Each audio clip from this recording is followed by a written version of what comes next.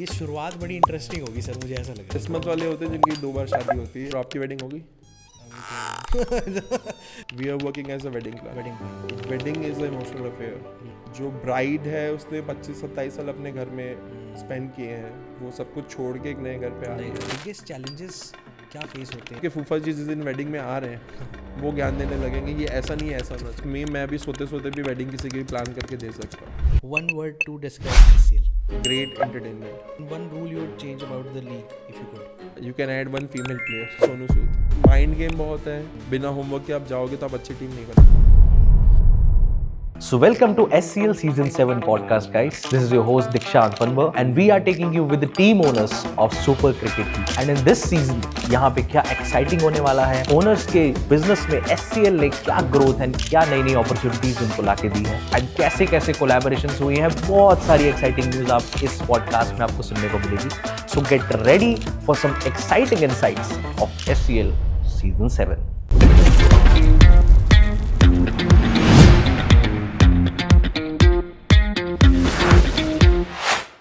So welcome to the podcast show, guys. Today we have the owner of Humsava Weddings, Mr. Arman Sharma. So hi sir, how are you? कैसे? Good, how are you? I am good sir, बिल्कुल सही. So sir, सबसे पहले तो as a wedding planner आप बहुत सारी weddings करवा चुके होंगे एंड ये बिज़नेस इतना आसान नहीं है जितना लोग बोल देते हैं आराम से कि वेडिंग ये करवाना हो, कितना इसमें सारी अरेंजमेंट्स है, ये सब चीज़ें होती हैं. सो मैं जानना चाहूँगा कि आपकी यही स्पेसिफिक फील्ड क्यों रही एंड आप लोगों ने शुरू कैसे किया, बिकॉज ये शुरुआत बड़ी इंटरेस्टिंग होगी सर, मुझे ऐसा लग रहा है. See, I started, I was in Mumbai in 2010, 11, 12 after my first semester. So I was in Mumbai for acting and modeling. Okay. And then 2.5 years I spent it in Mumbai.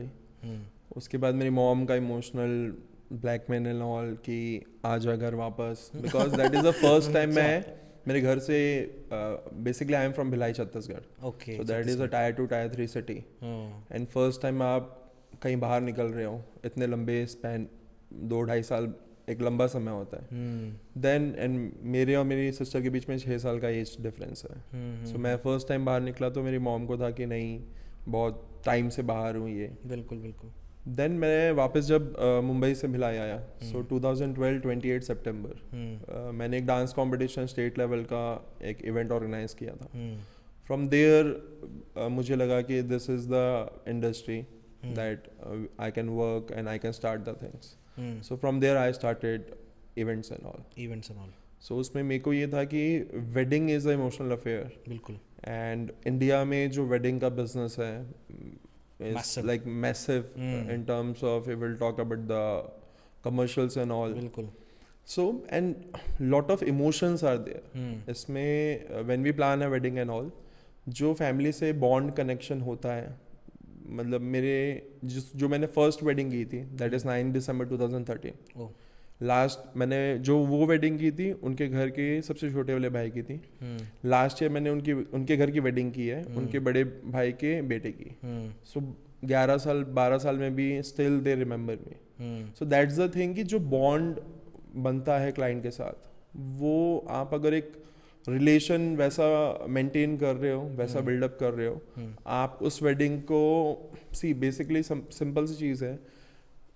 If you are working as a professional, आप जो भी as anchor काम कर रहे हो या as a host काम कर रहे हो, we are working as a wedding planner. So हमारे लिए रोज का काम है, आज इसकी वेडिंग करनी है, कल उसकी करनी है. जिसके घर की वेडिंग है उसके लिए बहुत बड़ा दिन है. ठीक है. ट्रू.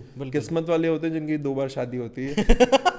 उनको दौर मिल भी जाता है. सो ये है कि जिसकी हो रही है उसके लिए बहुत बड़ा दिन है. बहुत lot of emotions are there. जो ब्राइड है उसने 25-27 साल अपने घर में स्पेंड किए हैं, वो सब कुछ छोड़ के एक नए घर पे आ रही है. सो वो इमोशंस जो होते हैं, आप अगर वो टच कर पाओ एंड वहाँ पे आप dedicatedly you are putting your 100%, then only आप वो क्लाइंट को सेटिस्फाई कर सकते हो. आप इसको एज अ प्रोफेशन लोगे कि हाँ आज इसकी वेडिंग हो गई, निपट गई, कल इसकी करनी है. बिल्कुल. उसमें आपका मोटो ये रहेगा कि हाँ पैसे कमाने हैं, काम हो गया खत्म. फिर वो आप कनेक्ट नहीं कर पाओगे, कोई इमोशनल और वो एक बॉन्ड भी नहीं बन पाएगा ना कस्टमर के साथ. So if you go for a meeting and all, आप अगर सपोज करो आपकी वेडिंग होगी अभी तो नहीं। So, मैं अगर आप मेरे को मीटिंग में बुलाओ, आप अपनी वेडिंग उसी को दोगे जो मीटिंग में वो एक ट्रस्ट या एक इमोशनल फैक्टर, वो एक कनेक्शन बिल्डअप हो पाएगा, then only you will go with that particular wedding planner. वो भी किसी से भी हो सकता है आपका, दैट डिपेंड्स अपॉन आप जिनसे मिल रहे हो। आप 4 से 5 वेडिंग प्लानर से मिलोगे, आपको वो कंफर्ट किसके साथ बैठता है, that in that way only you will go with that particular person. अब जैसे मूवी जो बैंड बाजा बारात है, उसमें रणवीर ने और अनुष्का ने जो क्लाइंट के साथ जब वो मीटिंग कर रहे थे, बिल्कुल बिल्कुल, तो उसने रणवीर ने उसकी जो क्लाइंट थे उनकी हिस्ट्री चेक की कि वो टायर के बिजनेस में कैसे कैसे बढ़े। हाँ बिल्कुल, वही उन्होंने पिच किया अपने मीटिंग पे, बिल्कुल। एंड देन क्लाइंट ने बोला कि हाँ we are going with you. हाँ, मौका दिया उनको, फिर वो करा उन्होंने। सो ये चीज़ें बहुत इंपॉर्टेंट है कि इमोशनल फैक्टर, बिकॉज मेमोरीज कैसे क्रिएट होंगी। अब अगर हम कोई भी ट्रिप में जा रहे हैं, आपको वही ट्रिप याद होगी कोई ट्रेजेडी हुई होगी, चाहे वो हॉन्टेड हो, चाहे वो थोड़ा फन वे में हो या कुछ भी हो। सो वही चीज़ है कि वेडिंग में भी मेमोरीज तब क्रिएट होगी जब कुछ डिफरेंट हो रहा हो। 2 दिन की वेडिंग में 4 से 5 फंक्शन होते हैं, nothing is new in terms of ritual, in terms of function and all, चाहे किसी भी कम्युनिटी का, सब सेम ही है। हाँ, सब सेम ही है। 2 दिन की शादी में होना वही है। सो वो चीज़ है। नहीं, ये भी है सर। अब जैसे आपने सर बोला कि आप मुंबई में रहे थे, सो एज एन एक्टर आपने बताया। I was not as actor, As a model. That is a start period था। Okay. I was at that time actor prepares Anupam Kher institute. So वो स्टार्टिंग जर्नी थी।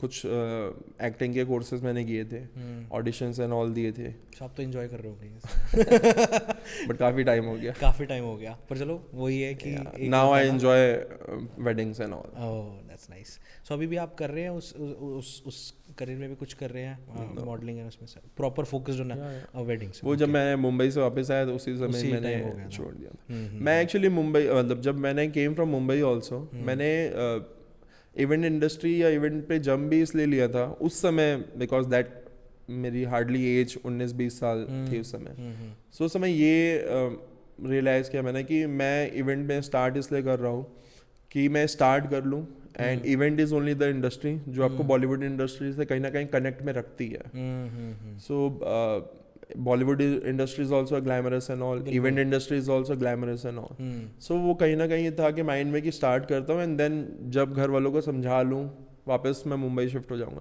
बट मैंने स्टार्टेड, एंड जब मैं involve होना start हुआ अपने बिजनेस पे, फिर मैं बोला यही बेस्ट है, इसी को करो। फैमिली का कितना सपोर्ट रहा इसमें? बहुत ज़्यादा, specially my mom, because generally होता घर पे यही है। जो डैड वाला पार्ट होता है, they are busy in their business, their work and all, so वो उतना टाइम नहीं दे पाते जितना एक माँ टाइम दे पाती है। बिल्कुल। सो आप भी अब ये एंजॉय करते हैं जो, या सी if you are enjoying your profession then only will give you 100%. तभी same is with me, मैं भी सोते सोते भी वेडिंग किसी की भी प्लान करके दे सकता हूँ। तो वो काफ़ी टाइम का। Sir when you started this, मतलब 2012, एज क्या थी उस टाइम पे? 2021 अराउंड। काफ़ी यंग एज में आपने शुरू कर दिया था ये। सो मतलब इतनी यंग एज में तो सर बच्चे जैसे इतना कुछ नहीं प्लान कर पाते, आपने इतना बड़ा इनिशिएटिव लिया कि ये चीज़ शुरू करनी है। इस सब को आपने मतलब इनिशिएट कैसे किया? क्योंकि कई लोगों के मन में ये डाउट्स हैं कि अब जैसे जो यंगस्टर्स हैं वो लोग जब स्टार्ट करते हैं तो उनको अब डाउट है जैसे कि हमारा बैकग्राउंड नहीं है, हमारे पास फाइनेंसिंग नहीं है, हम बिना इन्वेस्टमेंट के शुरू नहीं कर सकते किसी बिज़नेस को। ये डाउट्स बहुत हैं। मैं भी अगर एक बिज़नेस शुरू करना चाहता हूँ तो मैं भी सोचूंगा कि यार इसमें पैसा तो लगेगा, अब मेरे पास है तो मैं लगा दूंगा, बट मेरे पास नहीं है तो मैं कहाँ से लेके आऊँगा? तो आपको क्या लगता है कि विजन इस्टेब्लिश करने के लिए money is all the thing? See money is important but उतना मेजर रोल प्ले नहीं करता। आप इफ़ यू आर डेडिकेट, आपकी अगर गोल क्लियर है कि आपको अचीव या आपका जो टारगेट है वो क्लियर है कि मेरे को ये करना है, सो आप अपने आप रास्ते निकाल लेते हो। मुझे किसी ने नहीं बताया था कि ये चीज़ कैसी होगी। I did the R&D। First person जो भिलाई छत्तीसगढ़ में था 2014 में, I went to China for purchasing no. मुझे किसी ने नहीं बताया था कि चाइना जाना है, ये करना है, वो करना है। बिल्कुल। सो सब चीज़ें मैंने R&D की थी। सो व्हेन यू आर, आप अपना टाइम दे रहे हो, आप एक डेडिकेशन के साथ कर रहे हो, आप ईमानदारी से अगर काम कर रहे हो, सो रास्ते ऑटोमेटिकली निकलने लग जाते हैं। आप एक बार चलो तो सही रास्ते पे। जब हम कोई ट्रिप में भी जाते हैं, हम जीपीएस अगर हमें इधर उधर कर लेते हैं तो हम वो रास्ते तक पहुंच जाते हैं। हम किसी से पूछ लेंगे, गाइडेंस ले लेंगे, बिकॉज जीपीएस भी बहुत बार धोखे दे देता है। बिल्कुल सही बात है, धोखे दे देता है। सो टेक्नोलॉजी भी हेल्पफुल है, बट आप फुल्ली डिपेंडेंट नहीं हो सकते टेक्नोलॉजी। अच्छा सर, बिगेस्ट चैलेंजेस क्या फेस होते हैं जब आप एक वेडिंग प्लान करते हैं? सबसे बड़ा चैलेंज क्या आपने फेस किया है? मतलब बहुत सारे चैलेंजेस हैं वेडिंग्स में तो। नहीं, जैसे मतलब जो आपको कंसिस्टेंटली आपको वो चैलेंज आता ही आता है, आपको पता है कि ये होगा ही होगा। सी बहुत सारे चैलेंजेस में जो सबसे बेसिक चैलेंज होता है ना, कि जब क्लाइंट सी दो चीज़ें होती है। If you are a professional, I can rely on you, I can rely on your work and all. मुझे पता है कि आप जो करोगे वो बेस्ट करोगे। मैं ज़्यादा वहाँ पे ज्ञान देने अगर लग जाऊँगा ना तो वो चीज़ें ख़राब होगी। For suggestions and all that is a different thing. मैं अगर बट उंगलियां करने लग जाऊं, ये ऐसा क्यों, ये वैसा क्यों, तब वहाँ पे चीज़ें उतनी बेस्ट नहीं निकल के आती, एक्यूरेट नहीं निकल के आती जितना रिलाय कर लो आप, या बिकॉज आपने ट्रस्ट किया है तभी आप उसके साथ जा रहे हो। बिल्कुल। नहीं तो आपके पास अगर और भी ऑप्शन थे, आपको उनके साथ जाना चाहिए था अगर आपको इस बंदे पे ट्रस्ट नहीं है तो। सो ये चैलेंजेस आते हैं। मतलब इनिशियली क्लाइंट हर चीज़ों में हाँ ठीक है, ओके, ये वो सबसे, ये तो चलो ठीक है, ये भी मैनेजेबल होता है। Suppose if you are the groom, I am meeting with you, meeting आपसे हुई है, सब कुछ आपसे हुआ है, बट आपके फूफा जी जिस दिन वेडिंग में आ रहे हैं वो ज्ञान देने लगेंगे, ये ऐसा नहीं है, ऐसा होना चाहिए। फूफा जी तो ऑलरेडी ज्ञान देने के लिए होते हैं, चाहे फूफा हो चाहे मौसा हो। सो हम लाइक एक होता है ना कि बिकॉज फैमिली में आपको एक ना एक पर्टिकुलर पर्सन ऐसा मिलेगा जिसको दिखाना है कि मैंने ये बोला है और ये तभी अच्छा हुआ है। तो आपने फेस किया है वैसे? बहुत, हर वेडिंग में फूफा कॉन्फ्लिक्ट फेस किया कभी आपने? ऑलमोस्ट हर वेडिंग में कोई ना कोई मिल जाता है, चाहे वो फैमिली के मतलब चाहे ब्राइड साइड से हो चाहे ग्रूम साइड से। बोल देते हैं ना यार ये चीज़ अच्छी नहीं लगी, यार सही नहीं लगी, तो आप उसको काउंटर कैसे करते हैं? मतलब काउंटर बिकॉज ऑफ क्लाइंट के गेस्ट है, सो हमें वो हाँ सर ठीक है हो जाएगा, अभी करते हैं, सही करते हैं। बिकॉज उससे आप अगर वहाँ पे बोलोगे नहीं सर ये तो हमारी बात उनसे ऐसे हुई है वैसे हुई है, तो वो फिर ना डिस्कशन और लंबा हो जाएगा। बिल्कुल बिल्कुल। आपको अगर उसको कट शॉट में खत्म करना है, हाँ सर ठीक है हो जाएगा, बिकॉज उससे बेस्ट वे अभी तक तो मुझे कुछ नहीं मिला है। तो सर SCL के बारे में बात करते हैं, सुपर क्रिकेट लीग। आप इसको डिस्क्राइब कैसे करेंगे? SCL को डिस्क्राइब मैं इस वे में करूँगा, मैंने और भी लीग्स खेली हैं, हमारे इवेंट इंडस्ट्री में भी लीग्स होती हैं, सो और भी अदर लीग्स भी हमने जैसे बॉम्बे में भी खेली है। SCL का जो मेरे को सबसे बेस्ट पार्ट लगा, यहाँ जो डिसिप्लिन है, यहाँ जो रोमिल ने रूल्स एंड रेगुलेशन बनाए हैं वो प्रॉपर फॉलो होते हैं। मेरे को बिकॉज ऑफ मैंने जब 2012 में डांस कंपटीशन करवाया था, that is a state level का था, हर सिटीज़ के ऑडिशन हुए थे। सो पब्लिक इवेंट, ये जो जैसे क्रिकेट हो गया जिसमें पब्लिक इन्वॉल्व हो रही है, या जो मैंने डांस कंपटीशन की बात कर रहा हूँ जिसमें पब्लिक इन्वॉल्व हो रही है, बहुत सारे बच्चे आ रहे हैं ऑडिशन देने के लिए, वहाँ पे सबसे इंपॉर्टेंट है आपके रूल्स एंड रेगुलेशन जो आपने अपने प्रिंसिपल्स बनाए हैं। जैसे लाइफ में भी यही होता है, आपने अगर अपनी लाइफ के प्रिंसिपल्स बनाए हैं, उसको अगर फॉलो कर रहे हो सिस्टम से एंड ऑल, तो you can like you will achieve that particular thing जो अभी आपने प्लान किया है। वैसे मुझे SCL में दिखा है कि इंटरटेनमेंट एंड ऑल सब कुछ, फन एंड ऑल सब कुछ है, बिल्कुल वो तो है ही है, बट जो सबसे बेस्ट पार्ट है SCL का that is discipline.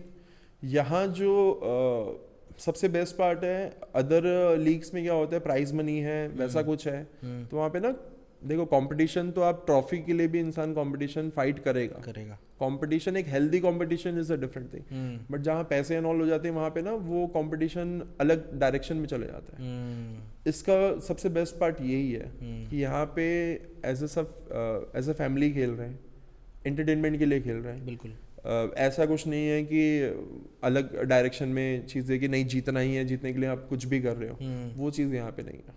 So apart from cricket इसमें एक बिजनेस फैक्टर कितना है, मतलब बिजनेस एक्सपेंशन में कितना हेल्प किया इसने, जितने भी ब्रांड ओनर्स हैं जो भी इससे जुड़े हैं? देखो मैं last year as a player जुड़ा था, इस बार मैंने टीम ली है, सो आप एक्सपेंशन देख ही सकते हो, एक्सपेंशन दिख रहा है बिकॉज ऑफ यहाँ से जो नेटवर्किंग एंड ऑल है, बिकॉज सी आज कोई भी बिजनेस आप कर लो रेफरल से ही चलता है। मैंने अगर आपको आज मैं आपसे मिल रहा हूँ, मे बी कहीं मुझे आपकी ज़रूरत हो, I can call you, so that is कि if you are meeting with people, हमारे इंडस्ट्री में यही होता है, we meet an number of people, so वहाँ पे कौन कब काम आ जाए यू नेवर नो। सो मिलना और एक हेल्दी रिलेशन बिल्डअप होना कहीं कुछ हार्म नहीं है। मैं बोलता हूँ बिजनेस भी ना निकले, एक अच्छी दोस्ती भी बने ना, तो वो लाइफ में बहुत इम्पोर्टेंट रोल प्ले करती है। मे बी मुझे यहाँ से बहुत अच्छा कोई दोस्त बन जाए जो लाइफ लॉन्ग रहे। तो इनके कितनी होंगे सर इनकी टीम्स? 12 टीम्स है। 12 टीम्स। तो उन्हें जितने होंगे सर सबकी शादियां तो अब फिक्स हो गई, मतलब आप ही कराओगे? सी मैं देखो, मैं वही बोल रहा हूँ, मैं उस मोटिव से नहीं आया हूँ बिजनेस एंड ऑल। मैं कभी ये भी पिच नहीं करता if I am meeting with someone and all कि बिजनेस बता देना ये ना। सो मैं एक ही चीज़ लाइफ में बिलीव करता हूँ, जो नसीब में लिखा है, जितना किस्मत में लिखा है उतना आपको मिल जाएगा। आपको दौड़ भाग करने की जरूरत नहीं है कि मैं सबको ये पिच करते फिरूं कि मेरे को वेडिंग बता देना या कुछ होगा तो बता देना। सिंपल सी चीज़ है कि सबसे मेन इंपॉर्टेंट चीज़ है, आप पहले अपना एक फ्रेंडशिप वाला रिलेशन तो स्टार्ट करो।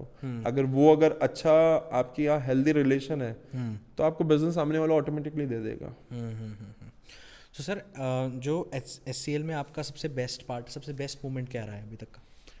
सबसे बेस्ट तो था जो हमारा सेमीफाइनल था, बिकॉज लास्ट ईयर जब हम एक ही दिन में हमें 3 मैच खेलने पड़े थे। ओके। एंड उसके एक दिन पहले हमारा रात को ही मैच था। हम 24 घंटे में 4 मैच खेल रहे थे 15-15 ओवर के। सो लास्ट फाइनल जब हम खेल रहे थे, हमारे में किसी भी प्लेयर में एक 5% की भी एनर्जी नहीं बची थी, फिर भी हमने फाइट किया। सो जो सेमीफाइनल था पंसारी के साथ में था, सागर भाई के साथ में जो सेमीफाइनल मैच था, उसमें ऑलमोस्ट हम हार चुके थे। आपने अगर एक मैच देखा होगा ऑस्ट्रेलिया और अफगानिस्तान का था, जिसमें ऑस्ट्रेलिया के ऑलमोस्ट 5 या 6 विकेट गिर चुके थे और मैक्सवेल ने अकेले खड़े होके 1 साइडेड वो मैच जिताया था।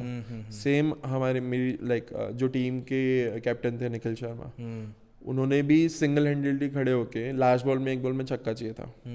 एंड पंसारी जो टीम थी, सबसे स्ट्रॉन्ग टीम ऑन पेपर थी कि ये कप उठाने वाली, क्योंकि सागर भाई ने ऑलरेडी 2 बार कप उठाए हैं and he is the captain जो ऑलमोस्ट हर लीग में, मतलब जितने भी सीजन हैं उसमें वो फाइनल सेमीफाइनल पे रहे हैं।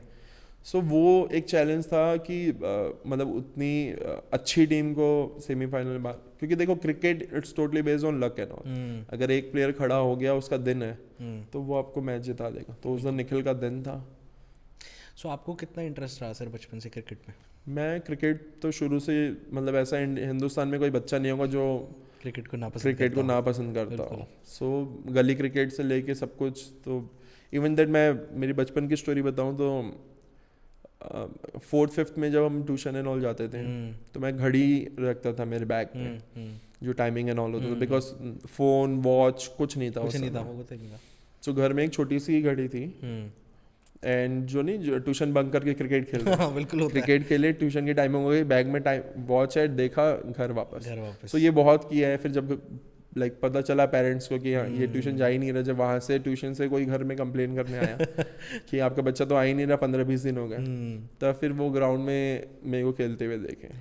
वो भी मज़ा अलग ही होगा। वो मज़ा अलग था ना, वो वापस आएगा।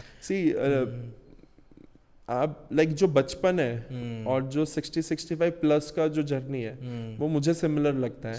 जो बीच वाला पोर्शन है सबसे वो स्ट्रगलिंग वाला है। हम जब स्कूल पढ़ते थे तब ऐसा लगता था कब बड़े होंगे, कब पढ़ाई से छुटकारा मिलेगा।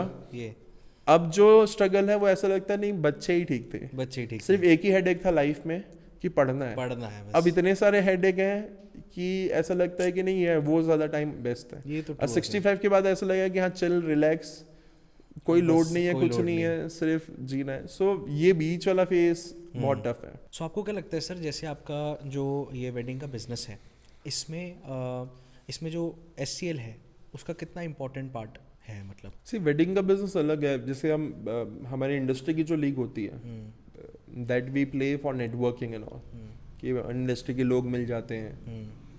जैसे एक ACL है वो 5-6 दिन चलता है, एक और लीग है वो 3 दिन चलती है। So that particular league is for networking and all. This league for me कोई इंडस्ट्री का नहीं है। बट ये है कि नेटवर्क एक्सपेंशन का ही पूछ रहा हूँ मैं, मतलब वो उसमें क्या बेनिफिट आपको दिखे हैं, मतलब अपने उसमें बेनिफिट ये देखिए, अभी आई एम डूइंग 27 दिसंबर 29 दिसंबर का एक इवेंट, जो मेरी टीम के लास्ट ईयर टीम के जो कैप्टन थे होशांग भाई, ओनर थे जो होशांग सूरी जी, उन्हीं के वेन्यू पे मनाली में हम 2 दिन का इवेंट प्लान कर रहे हैं। ओके ओके सो उन्हीं का इवेंट है दैट हमने आर्टिस्ट एंड ऑल इवन जब complete production and all, so that we are managing. तो ये भी आया मेरे को यहीं से ही है। तो सर जैसे आप लोग जब वेडिंग प्लान करते हैं, सो उसमें अब क्या है कि बहुत मैग्नम स्केल पे लोग बजट्स करने लग गए हैं। सो इतना खर्चा करना, लोग इतना खर्चा कर रहे हैं वेडिंग्स के ऊपर ही सिर्फ। अब जब अंबानी को देख लो तो उन्होंने कितना खर्चा किया है। बट जब आप किसी सेलिब्रिटी, किसी की डिमांड होती है कि ये सेलिब्रिटी हमारी मैरिज में आए, है ना, वेडिंग में आए, तो एक सेलिब्रिटी को एक अमाउंट मिल जाता है। उसके बाद सेलिब्रिटी के कितने नखरे होते हैं, मतलब ये आप एक बार शेयर करिए मेरे साथ। सी नखरे that depend upon celebrity to celebrity.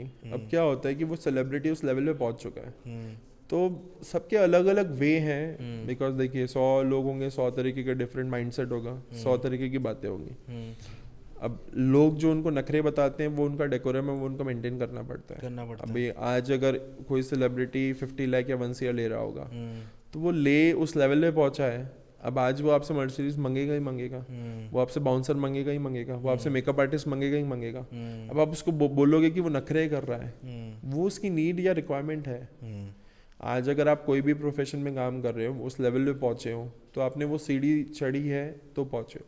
मैं बोलता हूँ एक रिक्वायरमेंट अगर आर्टिस्ट डिमांड कर रहा है, दैट इज हिज और हर रिक्वायरमेंट, दैट इज अ वो नखरे वहाँ अगर रूड हो रहा है या अननेसेसरी कुछ डिमांड कर रहा है जो वो क्राइटेरिया पे नहीं आती है, देन आप बोल सकते हो उस आर्टिस्ट को कि वो नखरे कर रहा है। एल्स अगर वो एक बेसिक नीड अपनी मांग रहा है that is require for that particular criteria, तो वो जेन्युइन है, वो चाहिए ही चाहिए। तो सर जैसे लाइक आप वेडिंग प्लानर तो है, बट इवेंट प्लानर ही बोलूँगा मैं एक तरीके से पूरा प्रॉपर। सो SCL भी एक इवेंट है। अगर मान लीजिए कि आपके पास ये इवेंट करने का एक अपॉर्चुनिटी होती है कि आप SCL इवेंट ऑर्गेनाइज करते, सो आप क्या ऐसी चीज़ करते हैं जो आपको लगता है कि आप और भी बढ़िया कर सकते थे इसमें? सी इसमें इवेंट में कहीं कोई कमी नहीं है। जो SCL का फॉर्मेट एंड ऑल है, ऑक्शन होता है, that is great entertainment, because auction में बहुत मजा आता है, क्योंकि वो सस्पेंस बना रहता है कौन सा प्लेयर किसकी टीम में जाएगा, कौन कौन से प्लेयर को खरीदेगा।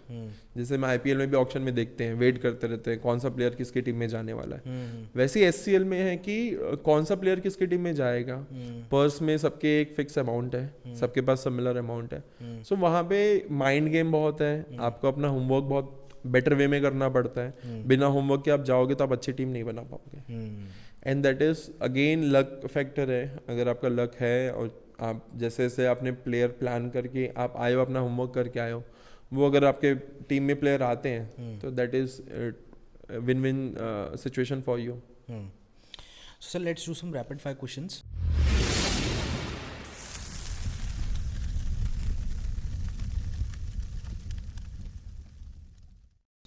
जिसमें मेरा सबसे पहला सवाल होगा, 1 word to describe SCL। Perfection. Okay. And 1 celebrity you would want to cheer your team? Sonu Sood. Sonu Sood, okay.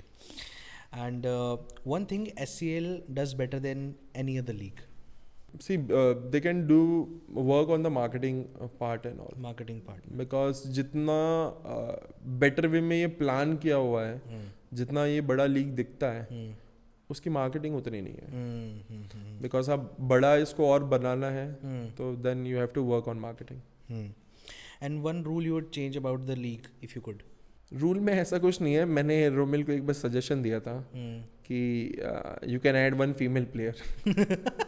अच्छा। बिकॉज हमारे दूसरे लीग्स में है, EPL में 2 फीमेल प्लेयर खेलती हैं, ACL में 1 फीमेल प्लेयर खेलती है। सो हम ऑलरेडी वो खेलते हुए आ रहे हैं काफ़ी टाइम से, तो वो माइंडसेट में था कि एक ग्लैमर फैक्टर ऐड करना है या एक थोड़ा फन ऐड करना है, तो you can add 1 female player. अच्छा सर, आपका एक चीज़, एक लास्ट क्वेश्चन पूछूंगा, बिगेस्ट कॉम्पिटिटर आपके सेगमेंट में कौन है? सी हमारे सेगमेंट में कोई कॉम्पिटिटर नहीं है। एज आई टोल्ड यू कि that totally depend upon if I am meeting with you, मैं आपको अगर वो ट्रस्ट गेन कर पा रहा हूँ, बिकॉज हमारे प्रोफेशन में who are working from last 25 years also, वो अगर जिससे मिल रहे हैं, ज़रूरी नहीं है वो क्लाइंट उनको उनके साथ जाएगा ही जाएगा. दैट टोटली डिपेंड्स अपॉन कि कौन वो ट्रस्ट गेन कर पा रहा है मीटिंग पे, कौन क्लाइंट की रिक्वायरमेंट समझ के उस पर्टिकुलर चीज़ों पे डिस्कशन कर रहा है. सो सबसे इंपॉर्टेंट है ट्रस्ट है, वो कंफर्ट जोन, वो ट्रस्ट, वो emotional factor and all, that is important. Here in this industry events and all, हर किसी के पास सीजन में काम है. ऐसा कोई है नहीं कि जिसके पास सीजन में कोई खाली बैठा है. हर कोई एक सेगमेंट पे, एक स्केल पे काम कर रहा है. कुछ बहुत सारी कंपनीज हैं जो उस स्केल के नीचे का काम नहीं करती. बहुत सारी कंपनीज हैं जो बड़े वेडिंग्स नहीं करना चाहती. They are happy their small events. बिल्कुल.